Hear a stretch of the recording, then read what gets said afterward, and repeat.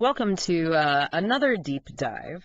Today we're going to be looking at how groups working together, for the common good, those collaborative governance regimes or CGRs evolve over time. Yeah.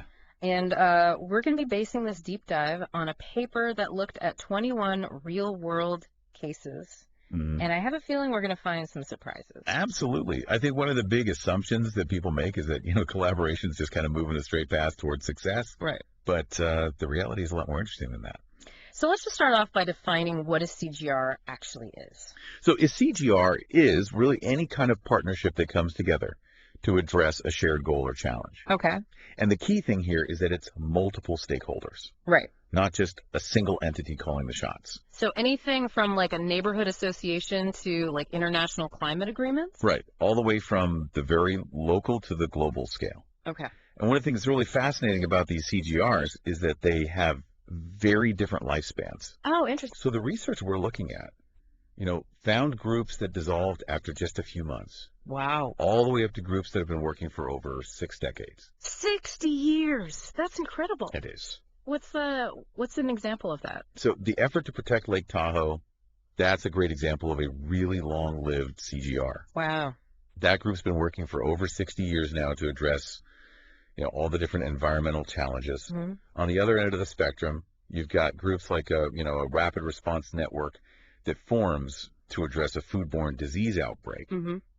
And they come together, they achieve that goal, and then they disband. So it sounds like it's not just about forming a group and hoping for the best. There's Right. real like nuance to this, huh? Absolutely. And I think one of the things that this research highlights is that there are two really key concepts to understand the ways that these groups evolve over time. Okay. And those are reorientation and recreation. Okay. So reorientation is essentially just like a course correction. The group might, tweak their rules. Mm-hmm. They might bring in new members, but the fundamental mission remains the same. It's like you're adjusting the engine, but the car is still running. Perfect analogy. Okay. Recreation, on the other hand, is a much more fundamental shift. Gotcha. It's where the group actually transforms their identity or their purpose entirely. Oh, I like that. What's an example of a recreation? So the Baker River Hydroelectric Project is a great example of this. Okay. So that group initially came together to fight for an operating license for a hydroelectric project. But once they got that license, they completely restructured, rebranded themselves as a new entity focused on the actual implementation. Interesting. So they went from fighting for something to doing it. So we're seeing that these groups are constantly, adapting and changing, sometimes in very subtle ways, sometimes in very dramatic ways. So this brings up a really important question for our listeners, like what actually makes these groups thrive or fizzle out? Yeah, what are those factors that really determine success? Yeah. Well, the research pointed to 3 key factors: effective engagement, strong leadership, and accountability. Okay. And effective engagement really refers to how well members are working together. Right. Are they sharing knowledge, jointly solving problems, really collaborating rather than just coexisting? Yeah, it sounds like you have to have people that are willing to work together and not just be in the same room. Right, you need that genuine collaborative spirit. Then strong leadership. So you need leaders who can bring the right people to the table. Okay. Keep everyone focused on the goal, and then encourage creative problem solving. So not just a boss, but a facilitator almost. Exactly. And then finally, accountability. Right. This is about having those clear goals, Yeah. tracking progress, and making sure that things are transparent so everyone can see how decisions are being made. Making sure that the group actually stays on track and delivers, huh? Exactly. So it's not enough to just have those things at the start. Right. What's really interesting is how they play out over time. And this is where things get a little bit counterintuitive, Okay. because the research found that these factors, engagement, leadership, accountability, they don't always just steadily increase over time. Right. In fact, there's this pattern they call the midpoint peak. A midpoint peak. Yeah, where those factors actually peak in the middle of the collaboration's lifespan, Oh, wow. and then they decline a bit towards the end. So it's not just about starting strong, it's about maintaining it. Right. It's a lot more nuanced than that. Okay. There's a whole other set of challenges that emerge in the later stages of a collaboration. So why would a group's effectiveness, decline after it's already reached a peak? Yeah, that's a great question. And I think there are a couple of things going on here. So in those early stages of a collaboration, there's usually a lot of excitement energy. Yeah. People are eager to get involved. They're bringing fresh ideas. There's that strong sense of purpose. It's kind of like the honeymoon phase of collaboration. Exactly. Everybody is just excited and ready to go. Right. Mm-hmm. But as time goes on, that initial enthusiasm, it can start to fade a bit, and maybe some members get burnt out. Right, especially if they were very involved in those early stages. Exactly. And then you might also have new members who come in with different priorities. Right. And that can shift the group dynamic. Yeah, it makes sense that sense of urgency might lessen over time, especially if the group has already had, some wins under their belt. Yeah, and I think the research suggests that midpoint peak may actually be a natural part of the process. Okay. It doesn't necessarily mean that the group is failing. It's just a sign that they may need to, reassess their approach, maybe bring in some fresh perspectives, or even consider if their mission needs to evolve. It's like a checkpoint. Right. For the group to kind of pause, reflect, exactly, make sure they're still on the right track. Yeah. Now, the research looked at 21 real-world cases of CGRs. Did they find any specific strategies that groups can use to, avoid this midpoint slump, keep things running smoothly? Yeah, they did. And one of the big takeaways was that groups that really work to maintain effective engagement tend to be more successful over time. Oh. And this means, regularly checking in with members, creating those opportunities for open communication, and fostering a culture of trust and respect. Okay, so it's about really nurturing that collaborative spirit. Right. And also being mindful of burnout. Yeah. Making sure people have opportunities to step back and recharge. That makes sense. And what about leadership? Yeah. Any tips on how to maintain a strong leadership over time? So one of the things that the research highlights is the importance of adaptability in leadership. Okay. As CGR evolves, its leadership needs may also change. Right. And sometimes it might be beneficial to move from a centralized leadership structure to a more distributed model. Okay. Where, different members step up and take on those leadership roles. Yeah, that makes sense. And what about accountability? How can groups ensure that they're staying accountable to their goals and to each other over the long term? I think transparency is key here. Right. Groups that are open about their progress, about their challenges, about their decision-making processes tend to have stronger accountability. Right. It's also important to have those clear mechanisms for tracking progress and addressing any issues that come up. Yeah, like a system of checks and balances. Exactly. To make sure that everybody is on the same page.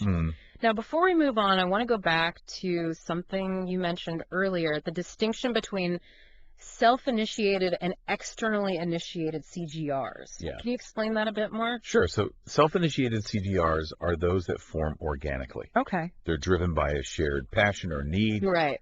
Think about grassroots movements, community groups coming together to address a local problem. Gotcha.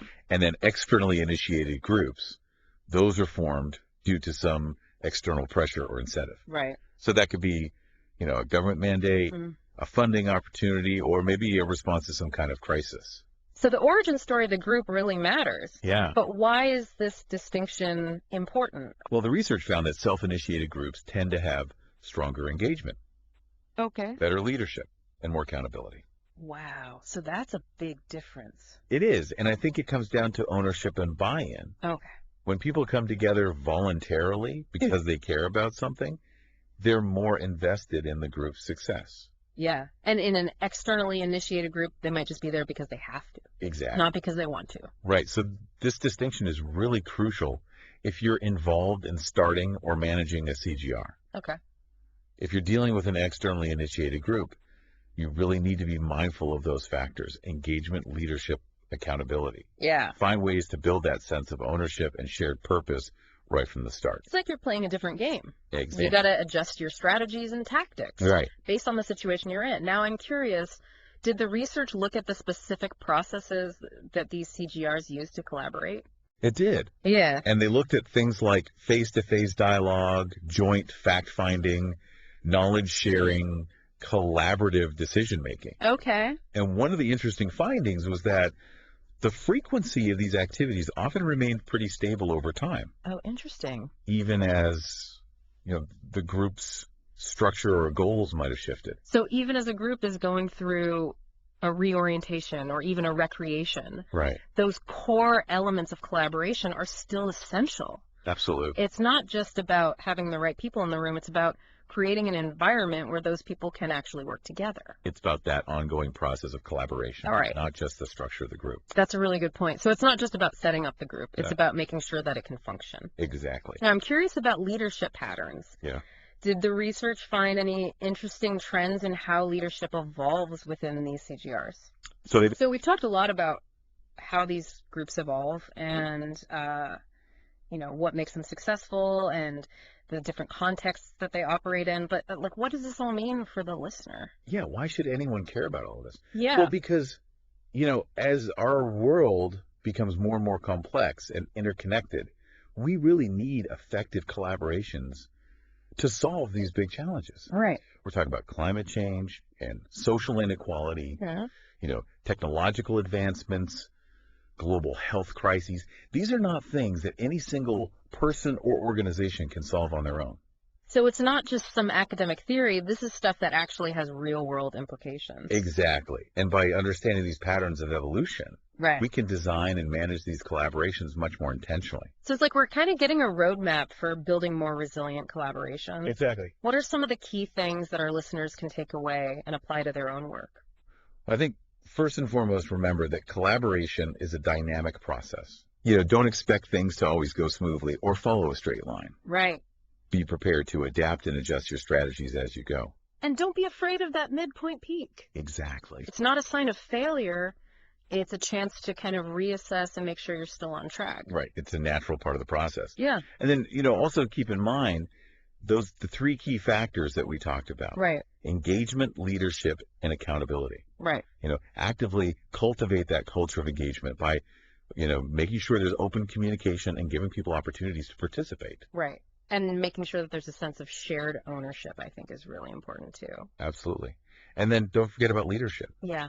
Be willing to adapt your leadership style as the collaboration changes and grows. Right. Because what works at the beginning might not work later on. Exactly. And then transparency is key for that accountability piece. Mm-hmm. Be open about the progress that you're making, the challenges that you're facing, how decisions are being made. So everybody knows what's going on. Exactly. And then, regular evaluations can also be really helpful. Right. Just to make sure that the group is staying on track. And I think it's important to remember, too, that the context matters.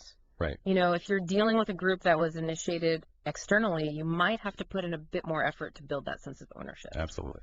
Now, one final thought for our listeners. The research that we've been talking about today, it focused on how these groups evolve naturally. Mm-hmm. But what if we could use this knowledge to actually design collaborations that are more sustainable right from the start? Yeah, that's a great question. Like, what if we could anticipate those potential pitfalls and build in ways to avoid them? Right. What if we could become collaboration engineers, in a sense? I love that. Really intentionally designing groups that are not just fit for purpose now, Right. but also able to evolve and adapt to the challenges of the future. So instead of just reacting to problems, we can proactively design them out. Well, that's a great note to end on. Yeah. So as we wrap up this deep dive, I want to leave our listeners with a challenge. Okay. Think about your own experiences with collaborative groups. Mm-hmm. Have you seen any of these patterns play out in your own work? Right. What are some of the challenges that you faced, and how did you overcome them? And most importantly, what steps can you take to make sure that the groups that you're involved with are set up for success, not just today, but for years to come? So let's all try to be a little bit more intentional about how we collaborate. Absolutely. Thanks for joining us on this deep dive.